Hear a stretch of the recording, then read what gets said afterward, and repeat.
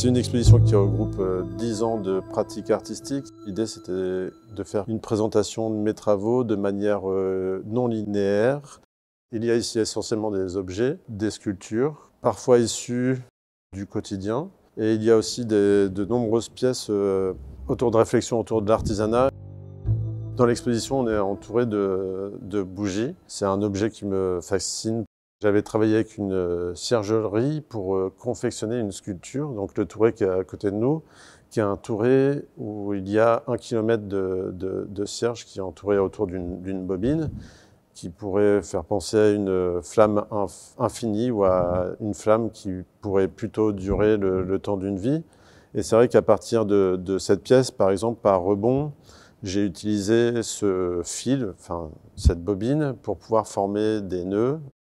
J'ai essayé d'utiliser les bougies de différentes manières, comme la sculpture qui est aussi à côté de nous, qui est un mobile dont le mouvement se fait par la consumption des bougies.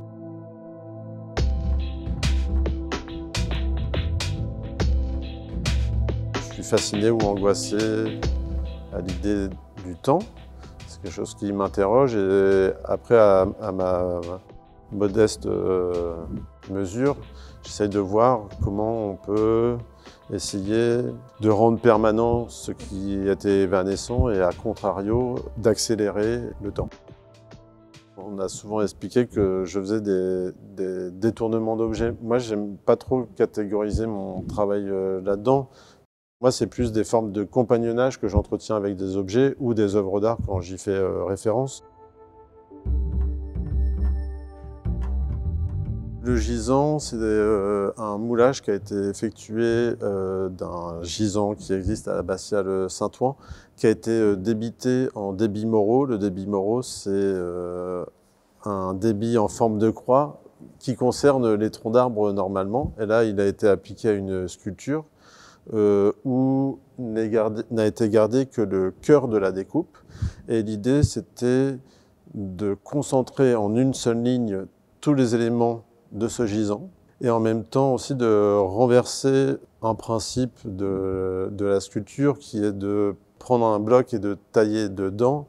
Et là, je suis parti d'une forme sculptée pour en retirer un bloc. Son mode de présentation habituel est au sol. Et là, comme je voulais utiliser dans l'exposition des éléments archétypale d'un salon d'art-thérapeute, il y a cette table de praticien, cette table de masseur, il y a un tapis de gym, il y a des bougies, il y a avec les cigarettes quelque chose qu'on pourrait imaginer comme un diffuseur d'huile essentielle. La manière dont j'aime accrocher, c'est de déposer, de ranger des choses dans l'espace. Je voulais, en même temps que de mettre à plat mon travail, mettre à plat l'espace d'exposition. Ça joue sur une forme d'horizontalité.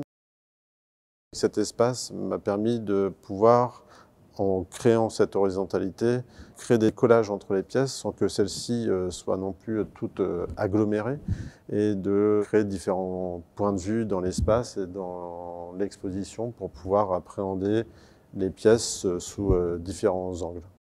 Ma réflexion, c'est aussi de mettre des matériaux et des objets pour tester leur charge d'émotivité.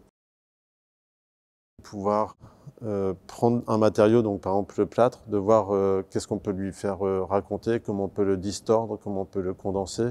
La série Amazingo Physiognomingus, c'est aussi une histoire de réinitialisation d'une sculpture qui se réinitialise plein de fois. Moi, j'aime à me penser comme un amateur permanent. Après, au fur et à mesure d'une pratique, de 10 ans de pratique, il y a des fois des choses qui changent, mais en tout cas, j'essaye d'être non spécialiste et d'avoir un apprentissage d'une technique qui va me donner l'idée d'une pièce.